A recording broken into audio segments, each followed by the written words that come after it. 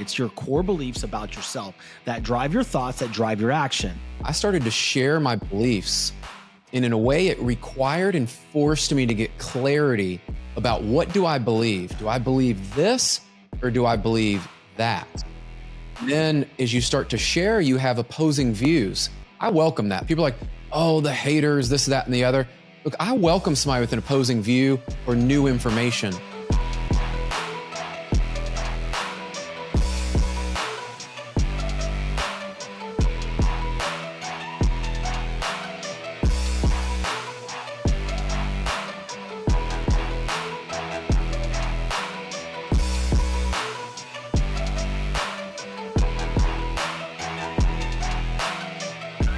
This gentleman right here was a pro soccer player. Now he's a soccer dad, family man, amazing executive for one of the largest mortgage companies in the whole country, top-rated podcast, and a creative disruptor. I have with me Brian Covey. What's up, my man? Shawn, dude, how about that intro, bro? Bring in the energy. Hey, dude, I'm feeling it, man. You know, I got this handsome guy, fit guy on the other end. I got to bring something. So happy to have you on, dude. Likewise. I'm excited to jam with you and add value. I think both of us, we do have a lot in common, and that's what we find in life. The more we get to know people, slow down a little bit, we realize we all have a lot more in common than we thought, and we can help each other accomplish a lot bigger goals in our life. So I'm excited to jam. Yeah, man. It's so funny because let's talk about the commonalities here for a second. Right? You played soccer, I played baseball, right? And, you know, it's like when you got out of playing soccer, you wanted to grow into business. And it was like, hold on, Brian, you don't have any experience. You can't work here. So it's like, well, I can't get experience unless someone gives me the opportunity. And then someone took a chance on you in the mortgage industry, right? To help you grow your business because you liked finances and you loved people and you wanted to do something a little different. And so you found your way in the mortgage business. And it's funny because no one would hire me except, and now this is like almost like a curse word, but remember AmeriQuest? Oh, yeah. Oh my God, they hired me and I got into loans. And then once I realized what was going on, I rolled. I took my real estate salesperson exam and I went to a brokerage. So for all of you mortgage and real estate professionals, as soon as I was smart enough to know that I was ripping people off, I took off. So, but that's the very strong parallel here, you know. That was a lot. I actually started at Wells Fargo Financial. So similar type of operations. And that, we would do the furniture financing and debt consolidation, and you would have double-digit interest rates and APRs in the 20s. So when people tell me today rates are high or this is high, I'm like, bro, it's relative, right? Yeah. Like it just depends on what you've seen in life. And that's a good lesson for all of us in life is if you haven't seen the extremes on one end to the other, you don't always have the best perspective of what's there. But man, it taught us both. I'm sure like you, I was on cold calls, pounding the phone every day and selling to people twice my age, trying to teach them how to manage their money and what would be the right product. Yeah. And explain it why they should work with me in cold calling. So lessons learned in the trenches. That's just funny because what was it? The power hour? Yes. Like you get on the power hour, you're not allowed to breathe or look anywhere else. It's just like dial the phone and, do these proposals for these people. I remember I was selling a ton of 228s. Oh yeah. Right.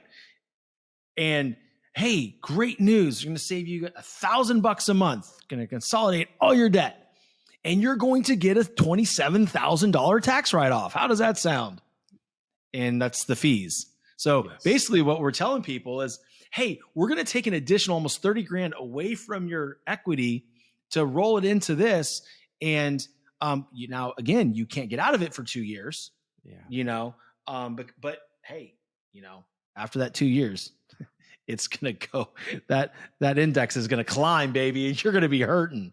So I'm glad we got out of that, man. That's right. We learned. Yeah. So dude, tell the audience a little bit about yourself for those that may not know you. Give us a brief little background into Brian Covey.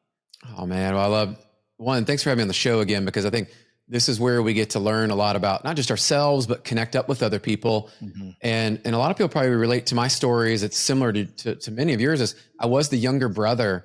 My brother was 5 years older than me. And so a large part of my early life, learning to play was like trying to chase my older brother and his friends, which are bigger, stronger, faster, all those things.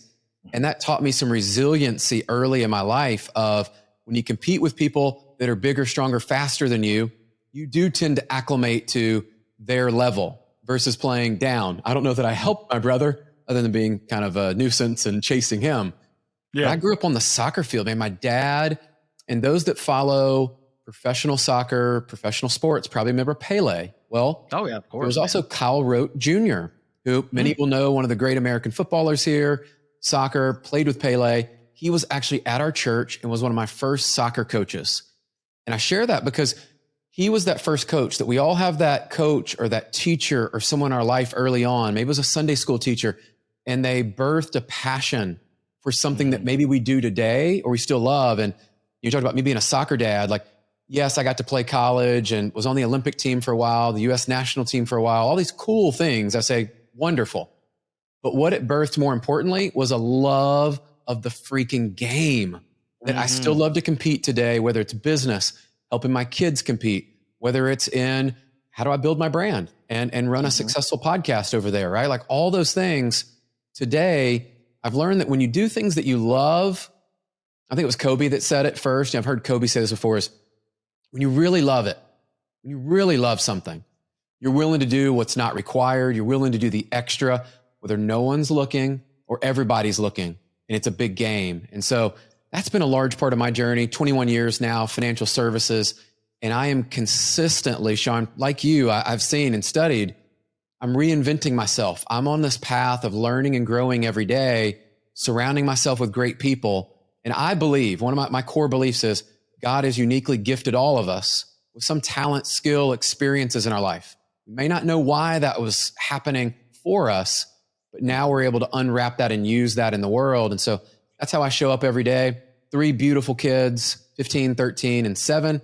My wife and I just celebrated 20 years being married here outside of Nashville, Tennessee. So that's my world in a nutshell, making a difference and an impact. Yeah. I love it. Well, first of all, happy belated anniversary.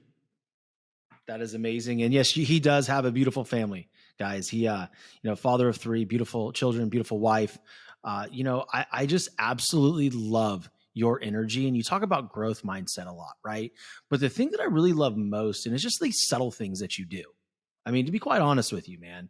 And I don't know, I think, we connected on Instagram, you followed me first, and, I was like, okay, we're connected through Ken Jocelyn, I think it was. Yeah. And I started just really digging into you, man. And I'm like, you're doing this gratitude, like daily gratitude, and you're putting it out there and you're leading from the front. And there's so many things that go on throughout all of our days. And, again, man, like I am not good enough at this. And having that self-awareness that someone like yourself and that I have is like, it's almost like that growth mindset almost sometimes can be an Achilles heel, right? Because it's like, I'm acutely aware of what I suck at. And you tell me every day through Facebook of what I am terrible at, right? Indirectly. But it's one of those things where I get caught up, man. I mean, I'm, very much human, and I'm very good at a lot of things, but I tend to get so wrapped up on results because we're athletes, man. Yeah. There is, we talk about, actions over results, and things like that. And that is great. But when you're an athlete-minded individual, how many assists did you have? How many goals did you have? What's your record, right? What's your resume of winning? So I can tend to get stuck in that. And it's always nice to read your posts because they do recenter me. So thank you. Thank you. That gratitude was an interesting one. I'll tell you the story of, actually had a colleague of mine that works with us in our recruiting department and helps with business development things. Remember, she was sharing with me. She's like, man, wouldn't it be cool if you did like this 30-day gratitude challenge? I'm like, hey, honestly, there's days I'm not feeling real grateful about stuff. And they're like, that's exactly why you should do it. And I remember that voice in my head of, well, am I going to do it, or am I going to cower down to my feelings, right? That we all have. And I'll tell you what I learned that was unexpected through that is, Shawn, I appreciate you sharing that, because sometimes we don't get to hear about the people we impact, right? And we post things and we get a little bit of a benefit from it, from going through the exercise. And it did cause me to think and to pause and to have some reflection. But this time was different. There were several people that reached out that actually I admire, that I go, wow, I never thought I could impact someone on that level. And so I'll tell you, one of the biggest takeaways that I was very unexpected was when guys like you or a couple of other people that I admire and I go, wow, they have a lot that they have accomplished, right? And they're saying, man, this really made a difference in my life. How many times do we not take that action, make the phone call, do what we thought because we're like, nobody's really going to get anything from this. That's not why you do it. You do it to show up and to serve. And what I've found when we show up, it's often in those times where we hesitated or we thought less of ourselves. It's those limiting beliefs. It's often in those times that when we step out and go do it, that then the picture becomes clearer. And so for anybody listening, I'd say, if you're feeling that tug or that kind of intuition of, I need to go do this or that, show up to that mastermind, go to that conference, hire that coach, whatever. Yeah. You should do it.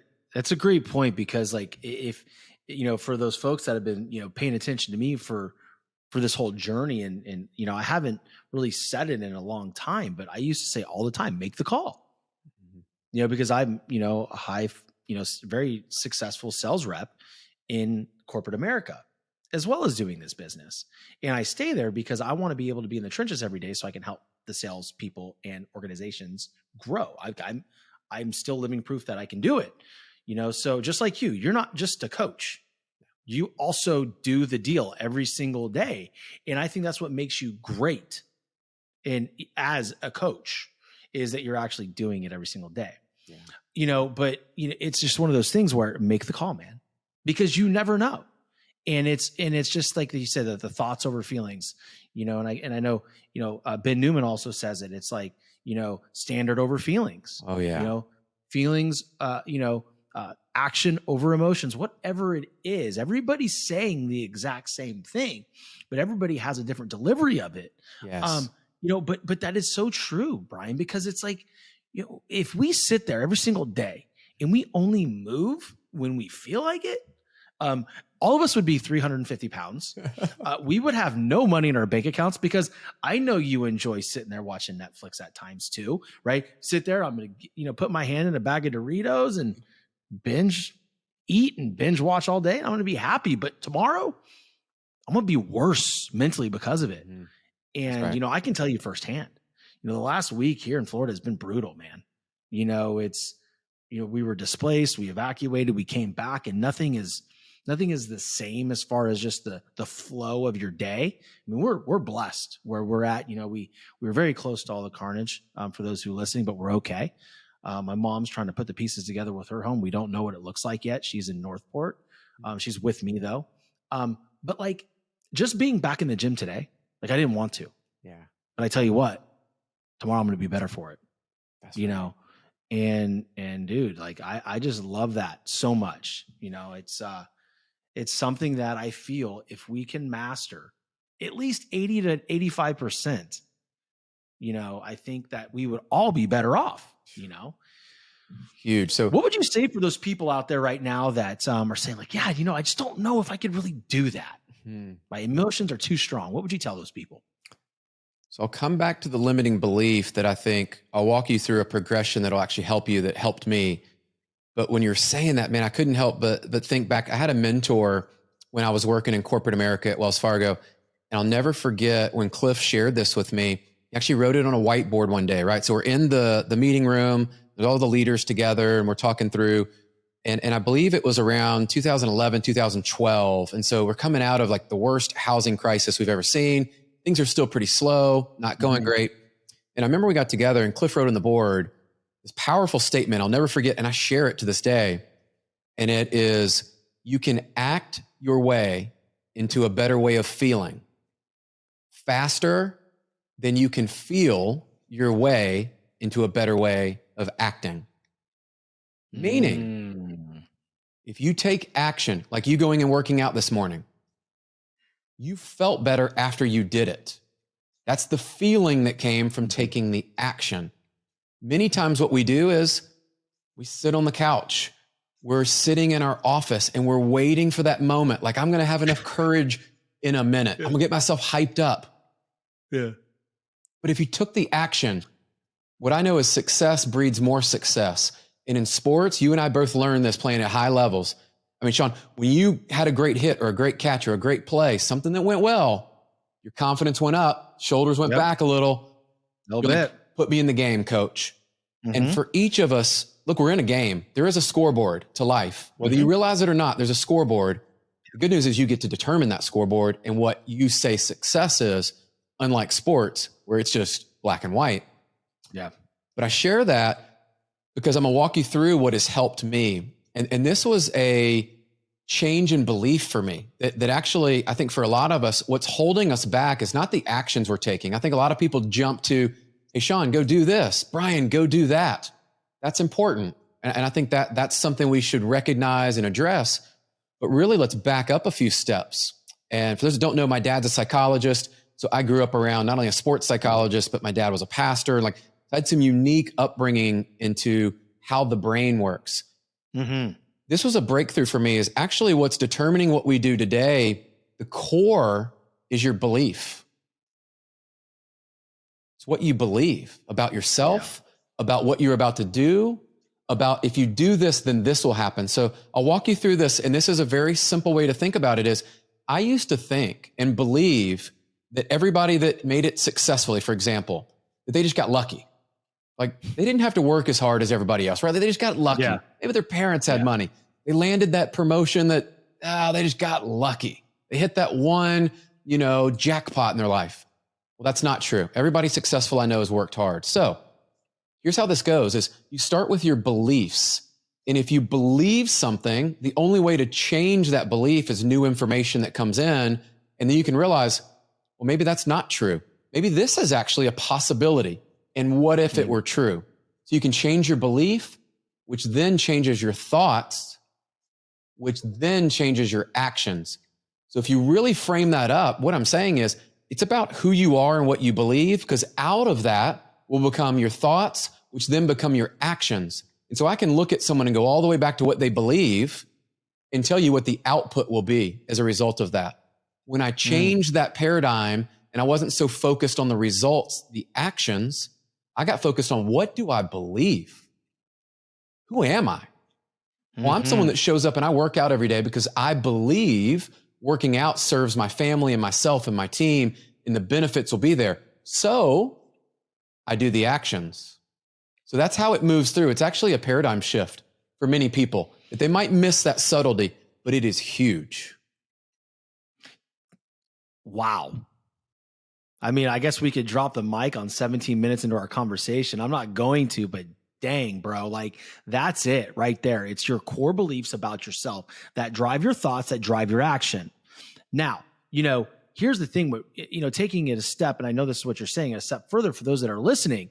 If you are having bad results in your life, whether it's fitness, because that's not everything, it's part of it, right? It's all connected, in my opinion, right? I don't even think it's an opinion, it's science. Okay, let's just say it. Like if you are failing in fitness because of a certain mindset, you're probably failing in other areas of your mindset. You're probably waiting for that paycheck every single month, right? Like, hey, can't do that yet because we have to wait for this commission check to come in. That's a belief, right? That caused a thought that is creating action.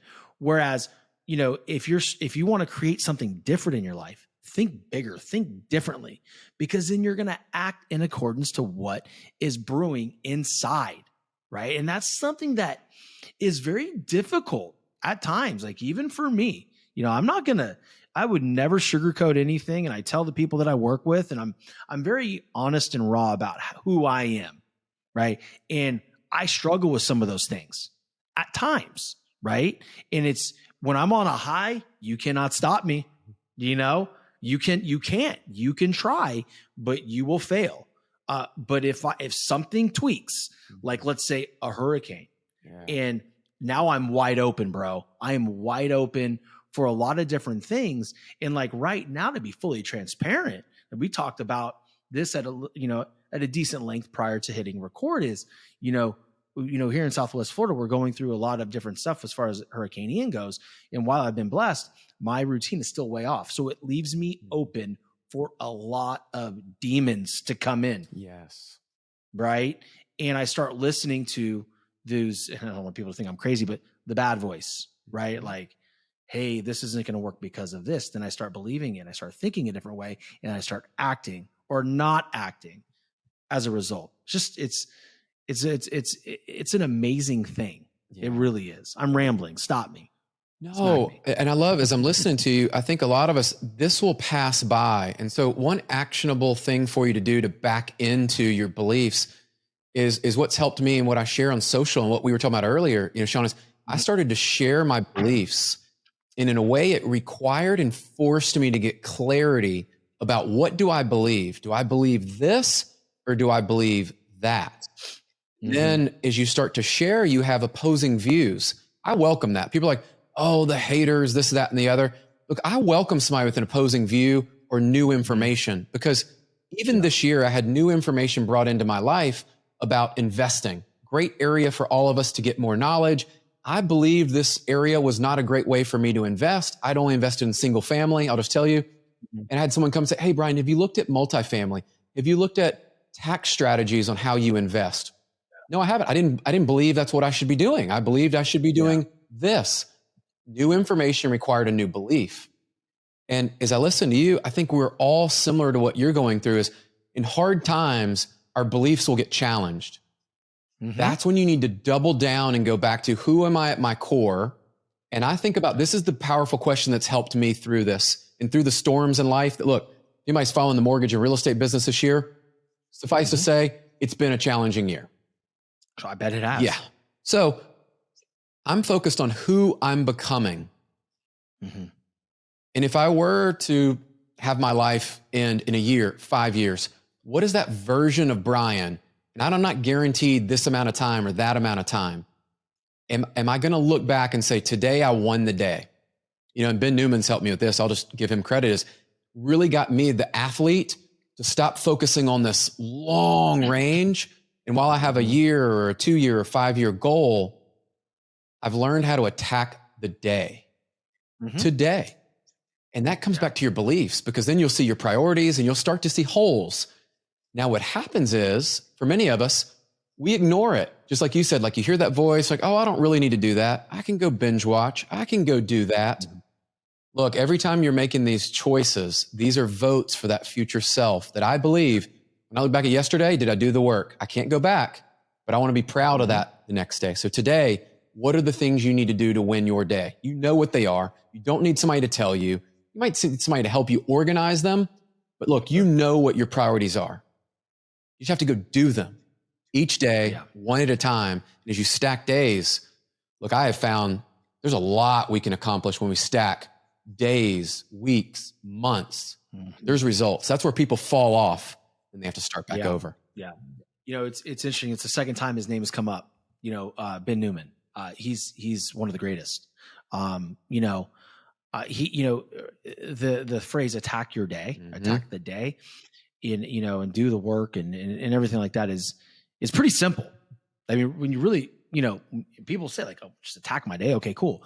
But like, what people don't understand is when you get in your day, something's going to happen, right? Something's going to happen, family wise, or something in your business is going to seem like a forest fire, but you got to put it out like right now, right? But like, if that's not what is on the actual docket for like that hour, it has to wait. Perceived forest fires aren't really forest fires. Okay. They're distractions away because you don't want to do the damn assignment. That's what it is. Oh, I'm too busy. So the thought of, and I want, the listeners to really take from this is, when we say attack the day and do the work, it is exactly that. It is very simple, but it is a difficult thing to employ if you don't understand what the work is. Okay. And how you find what the work is, you sit there and you find your long-term goal. What's my 5-year goal? What's it going to take me to get there? And then you reverse engineer. I'm like, okay, I need to talk for me. If I'm building a sales performance coaching business, I need to speak to 10 salespeople a day. Period. Yep. Period. Like, at least, like, that is my non-negotiable. So for me, sitting here and complicated, well, how am I going to talk to 5 salespeople? Like, because that's what happens, right? People will do that. Like, how am I going? Well, where do I go? Like, we have these amazing tools. If you have LinkedIn, you have Premium, you have Sales Navigator. Filter your search to sales professionals. Filter it to, if you want to coach at a corporate level, go after the CRO. The CFO, talk to these people, shoot your shot, bro or sis, Yes. but like, just do it. That's how what you're talking about, stacking those dubs, stacking it over and over again. So guys, quit complicating it. Yeah. Just move. So I'll give you a tip that helped me is this market's changed a lot. I think of like seasons in sports, like, you're on the road for a little bit, then you come back, play some home games. And I love relating to sports, but this season has required me to take a step back almost every 60 days and go, where am I? Sometimes it's been 30 days where I'm like, okay, I need to write down, where am I needed the most? Where do I drive revenue? Where does my team need me? How do I create wins on the team scoreboard, right? So separate from Brian's scoreboard, but for the team, how do I contribute to my team? And collectively, do we score points? If you're not writing down where those areas are, like you were very clear about, I'll make 10 contacts there. I got very clear about, this is the number of recruits I need to talk to every day that could potentially join our organization. This is the amount of top producers on our team today that I need to call, check in, recognize. This is the amount of outside business development, real estate agents, builders, financial planners. When I got clear about, that's where I'm needed. I'm not an underwriter. I'm not a marketing person. There are people that do those jobs wonderfully at our organization. Great. I'm going to let them do those roles. That's what they're going to do. I'm going to coach, encourage, support them. But where does Brian contribute to the organization? Because if you can help people create wins, dude, your team's going to be unstoppable. Some people won't like it because it creates a little bit of that competitiveness and like people are seen. And then are people contributing or not. But if you haven't done that exercise, write down those things, get very clear. And then what happens is each day, I know at the end of my day, because I struggled with this, Shawn. Like I would end my day and I'm like, hell, I don't know if I did enough today. Do I need to make more calls? Did I score the right amount of points? Like what happened? Yeah. Achievers. And I saw that, we've probably all seen the video that's out there. And the guy's talking about basically like people that are high performers always worry about, did I do enough? Like I'm wired that way. I'm just wired. I could do everything on my list and still feel like I could have given more. Yeah. There's a way to bring that in and it be a healthy competitive drive versus drive you to insanity. Dude, it's really funny you say that because I had a conversation with my really good friend, Steven Campolo, yesterday. Hey, Steven. I went over to his house and, a lot of times when he and I are kind of going through some stuff, we'll like, hey man, I need you for like 30 minutes. It's my homeboy, one of my closest friends, go over there. And I'm like, look, dude, this is where I'm at right now. And I'm not liking it. And I need to change it. And I need you to tell me if I'm losing my mind. And he just goes, here's what I'm going to tell you. You work harder than anybody that I see in the social space. Everybody wants to talk about doing the work, coaching, whatever.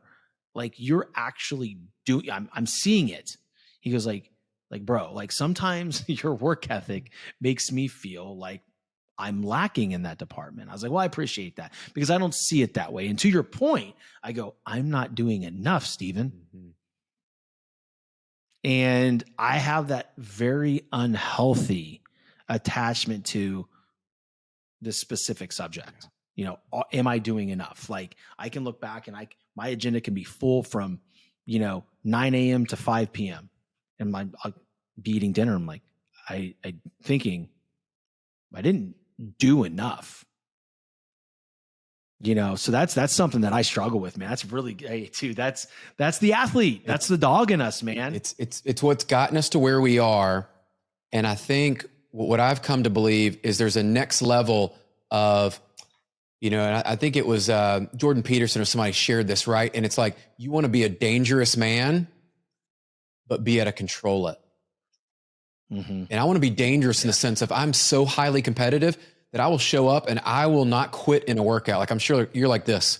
Dude, yesterday I was in the middle of a workout and I use this as an example because I like workouts because they test me mentally. So I know when I get in a battle in business or sales or negotiation or a difficult conversation, I know that I'm not a quitter because in that workout yesterday, I didn't want to pick the bar back up. I was exhausted. I was literally to the point of failure. And I remember telling myself, okay, shake it out, walk over, count to 3, pick up the bar and go. magically I get 5 more reps, right? And it's like, there's times that you just need to tell yourself, okay, this is what we're doing. We're going to go here. And to be able to tame that and kind of ride the edge, so to speak, of, I'm not going to go so far as people like, oh, you're just working so hard, you're going to burn out, blah, blah, blah. No, like I actually thrive on the fact that I like to do more. I like to create wins. I like to create success. That's how I refuel my tank. And you're like that. Like that's how athletes are wired. It's then really figuring out strategically, where do I replenish that and get the energy back? Because there's certain areas of my day I started to write down.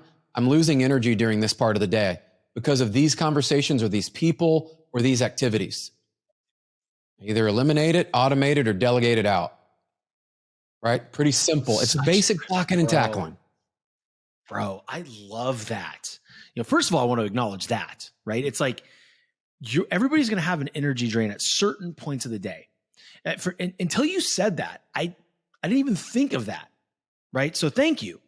I would have the middle of the day lull, like right around 2:30, like I'll be like, boom, I'm done. And I'm thinking, is it my nutrition? Is it, did I not have enough caffeine? I need to look at what happened before that drain. What was I doing? What kind of conversations was I having with what kind of people? Yeah. Oh my God, thank you. Yeah. I do. You're incredible, dude. I absolutely love you. And when you were talking about in the gym, I immediately went to my thought process this morning. And I'm sure that you have felt this way, and you don't have to share it if you don't want to, but this morning I realized this. I'm not mentally strong enough right now. I got to sharpen my sword again. I was like, that is where everything is coming from right now. I'm not mentally tough in this moment right here, whether it was because of the last week, whatever it is. It's like, okay, way to acknowledge it. And I think a lot of coaches and like a lot of people in our space, influencers, whatever we're called, is nobody wants to admit they're not mentally tough. Yeah. Right? It's like, listen, you could be mentally tough one moment and the next moment it's gone. Yeah. Right. So I realized, dude, and the gym will do that to you, Brian. The gym will do that. It'll tell you where you're at. Yeah. And I was like, dang it, man, Shawn, you know better than this. Yeah. Game on. Okay, here we go. Pony up. So now we go. Yeah. So I don't know if you've ever felt that way. Well, yeah, a lot. And as you're saying that, I was thinking about this. It kind of goes back to that standards over feelings. When I'm still, as I say, it's one thing to know it. It's another thing to kind of own it. And I've had that conversation with myself about standards over feelings. And I'll tell you the time this year that I thought about right away, I don't know why it came to mind, when the market shifted after Q1, rates jumped up 100 basis points, another 100 basis points. I realized, dude, I got soft the last couple of years on some things. I got soft on my prospecting. I got soft on some of the blocking and tackling of sales and marketing. I got soft on some of my routines that I needed to have around our team and specifically there. And I remember I was actually talking to my 15-year-old daughter, right? My birthday was coming up in August. I'll never forget, towards the end of May, I was like, you know what? What's the one thing I don't like doing? And my fitness was on point and all that. I like a good challenge. I think a good challenge for a period of time, 30, 60, 90 days, 75 hard, for example, all of those shorter sprints. And I remember my daughter and I talking, I was like, hey, you know what? My birthday's coming up. I'll be 45 and I should probably run I'll run like 50 miles. By the way, I don't like running anymore. Like being a soccer player, I ran enough. Yeah. I don't want to run anymore. Yeah. Like 1,000 miles a game. Oh my gosh. So I like CrossFit type activities, lifting some weights, doing that. So if you know anything about if you follow my stuff, that's what I would prefer. But what was going to test me? And I realized I wasn't mentally strong. So I went to what sucks. What do I not like to do? What will challenge me and push me immediately outside of what I know is comfortable? Because I can go show up to a workout today. It will test me. It will push me. I'll have a good workout. But is it really challenging me, making me mentally stronger? So I went on the journey, ended up actually doing over 125 miles in 2 months running, which by the way, I haven't run 125 miles in the last 10 years, probably combined. Beautiful. Like stupid goal, crazy, ridiculous. At first it was going to be 100. Then my daughter's like, well, you might as well just do 120 or whatever. I was like, Okay, let's go for it. So I share that with you because there's something in your life today you're probably avoiding. And the other side of that temporary pain, that temporary discomfort, I like working out because it's a very quick turn signal indicator feedback. And if I can suck it up during that, guess what? The rest of my day, I've voted, my confidence is high, and I can say to myself with certainty and confidence, Brian, you're the type of person that shows up and you meet a challenge right in the ring, in the middle of battle. Go do it. You did it this morning. You're ready. That's it. Like, don't overcomplicate that stuff. Yeah.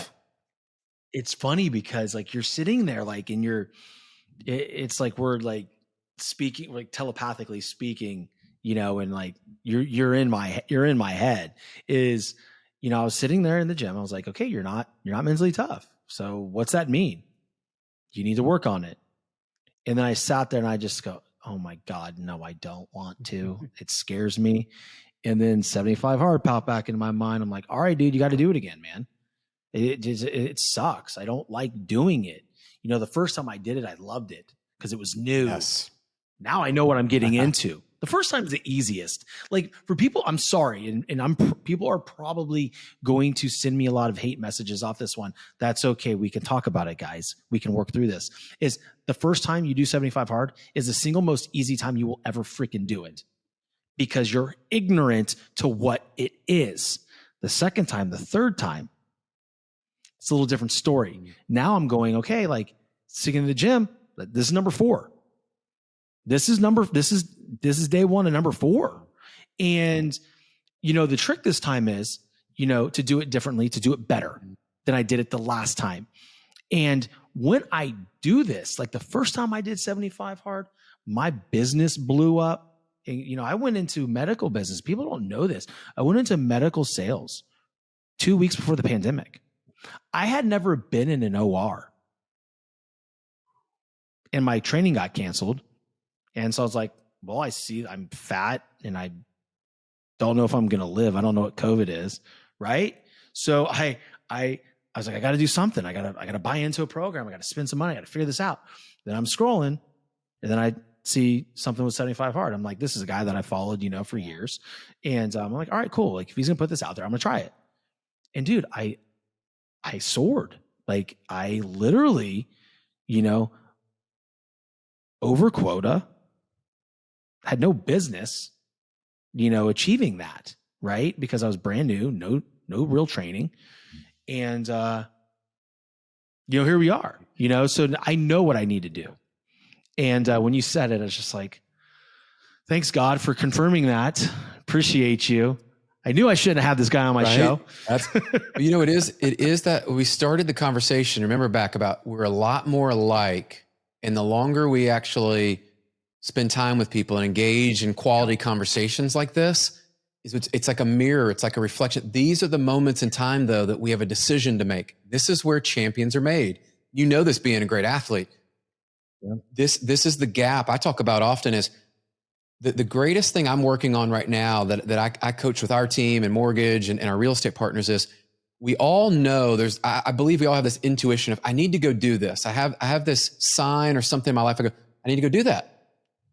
The difference between champions and those that are just this kind of average is the amount of time between when they know they need to do something and they go take action. The average Brian will wait a couple days. Hey, you know what? This whole like New Year's resolution is going to be coming up soon for people. I'm going to wait till January 1. That's horse shit, guys. I'm sorry to say it that way. Like, come on. You're going to wait for this? Now we're getting You're going real. to wait for that? Yeah. Like, no. And I remember, so I'll give you a great example. When I was talking about the running, what did I do? That very same day where I recognized I was ready for the challenge and there was a new version of Brian, it wasn't the Brian of years ago.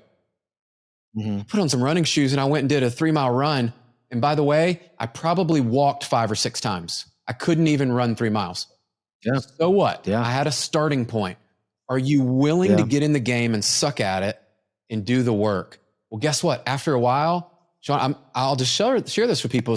After those 2 months, I could run 6 miles. I got to 7 miles with 1 stop midway. I'm not a great athlete. Beautiful. I'm not running fast. I'm not bragging about that. I'm just saying mentally, we can do things when we put our mind to it. And imagine in 60 days, if I could learn to do that and I didn't like it, what could you do in your business and your life and your marriage and your finances and your faith? Like, where do you need to grow? Yeah, I love it, man. And it's like you said, it's the difference between people and the time span of when they take action. Like I know for myself, it's like, well, you know what? It's Wednesday. Let's start this off on a Monday. Like, what's it matter? What does the day really even matter? Right? If you know you need to do something out there and you're listening to this, we're about 40 minutes in. So if you guys checked out by now, it's sorry for you. Let's be real. Come on. Like, taking that action right away is going to dictate whether you're successful or not. And it's going to say a whole lot about you. Are you real or are you full of shit? And we've all been full of shit. So like, I'm calling myself out. I've been making a lot of excuses in my mind of, over the last, 4 or 5 months not to do 75 again. Oh, you know what to do. You're fine, man. Dude, just clean up your nutrition, bro. Go get your workout in, do a nice light cardio afterwards. Nah, man, that's not where I thrive. I get caught up on all these things. People telling me like, hey, be careful. You'll deplete your muscle. Fuck, whatever. Yeah. Take your anabolic window and your muscle deterioration and shove it up your ass. Like, it's time to roll. Right. And then just watch. So it's just, the cost of inaction is way more than actually doing it, than the cost of admission, I guess you would say. I love it. Conversation with somebody the other day, and we were talking about this, is very similar to what we were just talking about. And what came out of that, though, is a lesson I'll share with everybody is what I recognize with them, and this happens to me too, is I was not giving myself permission. And this person was not giving themselves permission to go become the person they wanted to be. They told me all the reasons why I don't have time for this. Oh, I can't do that. Oh, I've got to go do that. Great example. I'll just use this one. Real life. Like, my kids play sports. They do soccer. I remember last year I was struggling to get some of my workouts in, and I wanted to challenge myself and do 2 workouts a day. Well, as they're at practice, I'm not the coach at their practices most of the time. There's a track around the soccer field. I decided, you know what? I'm gonna grab a couple dads. We started to walk. We started to jog. We started to do some push-ups, air squats. So you're doing an extra workout while you're there. Yeah. And there's no excuses, right? The other day I had someone ask me about this. I don't have a lot of time to do this. And I said, hey, I'll give you a challenge, bro. I'll give you a challenge right now. Why don't you do 100 burpees against me for time? We'll send our times to each other. Well, here's the deal. You need to be under 10 minutes to do that. One, you can do that. We're going to work on getting your time down. You have something to compete against. You're telling me 100 burpees in less than 10 minutes, you don't have time? You don't have a life. Like, if you don't have 10 minutes for yourself to go do something, you're saying, oh, I don't have time to go get a workout. I need 30 minutes. I need an hour. No. If that's where you are today, instead of cheating yourself of doing what you said you would do, I've gone to that workout. I hate it, but I love it because it's simple. It requires no equipment, nothing at all, except me to say, I'm on a clock, set your phone, turn on some music if you need it, drown out the pain, and go. You versus you, baby. And that's the thing. It's like, if you're worried about time in your day, because you have a newsflash for people that are listening. We both have very successful careers. We're both coaches. We're both podcast hosts. We are both authors. We both have a wife. We both have 3 children. Dude, you have the same amount of 24 hours that we do. Here's the difference. The prioritizing. So for me, in a normal day, I collapse time. I will work out when my kids are sleeping. I will wake up at 4 a.m. Everybody thinks I'm crazy, and I'll be in the gym by 4:30. Nah, man, it's just because I don't want to take time away from cooking my kids breakfast. I don't want to take time from packing their lunch. I don't want to take time from seeing their faces in the morning. That's selfish, right? So for me, I'm just like, okay, I'm gonna do it at 4:30 in the morning, and then if I can get one in the midday, cool. If not, when they go to bed, I'm gonna go out and I'm gonna run. Create the time. Listen, man, we got to land the plane here. I've really enjoyed this, Brian. I mean, look, dude, I could probably do a Joe Rogan style with you and go for 3 freaking hours if I needed to, and it would be amazing. But a couple more questions, man. They're very, very simple. I want to ask you, how can my audience best support you? Ooh. This is a journey we're all on together. And what I have found is like-minded people, if something resonated with you today and you're like, dude, I love that.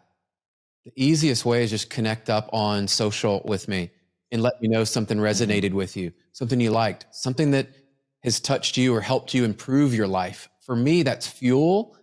I love that. And that's something that inspires me to then know, okay, if this landed, let's go do more of that to help more people. And so drop me a message, engage in the content. That will then be a nice trigger for me to know who you are and let me support your journey as you go through. So that's all I'd ask is, look, in this world, I think we're in this together and our experiences can help other people. Like I shared earlier, I really believe this, that God has uniquely gifted us all with experiences and certain talents that and skills we've worked on, right? They may have been given to us here, but we've worked on them for years. And if I can help and serve other people, I think that's why we're here on this earth. Guys, listen, I love it because most people, when I ask that question, it's go buy my book, check out my course. This gentleman right here has plenty to sell you. Okay. And he talked about just engage, just show him that, what he's doing made an impact on you. So I appreciate you for that. So here's what I'll say, guys, if you're looking to buy a home, if you're looking for a refinance, you need to go to Loandepot. All right. You need to check out my boy, Brian Covey, go to his website. It's going to be linked to his name. When you click on the show notes, it's going to take you right to his site. See what he's got going on. This guy's incredible. Most importantly, man, what can I do to best support you? You have done it today. You know what I love about these is a lot of times, because we both do the other sides of this, right? Where you're a host and then you're a guest and all that. What I find for people is, my journey over 2 years ago, 2.5 years ago, almost 3 years, starting the show was really to bring value to people. I never knew there would be this whole other world opened up to meet amazing people like yourself, that you realize you're not alone in the journey. Some people are wired a little different like we are. And when you surround yourself with those people, you did it. You got me to think. Yeah. You got me to move emotionally. You got me to think about some stories and people in my life that made an impact on me that I'm thinking I'm going to reach out to them later and say, hey, I was able to share that moment, what you taught me. Dude, that's it. And then just making a collective impact together. One of my friends, another Brian, shares that all the time is like when people come together that are like-minded and have a big vision of how we can change the world, things happen. And so you're doing that. I appreciate it, man. Listen, guys, you heard my boy. Take a peek at his stuff. Make an impact on the world. If you got anything out of the show today, do me a couple favors. One, share it to your platform and tag me and Brian. We'll share it back to our social, right? That's what we do. And the other thing is like and subscribe to this channel, to this podcast, and leave a review. Right. I thrive on it. I want to hear your feedback. For those of you that do listen to my show and try to contact me on Instagram, you get a response from me every single time. So with that being said, guys, I love y'all and stay tuned for some more great shows. Take care.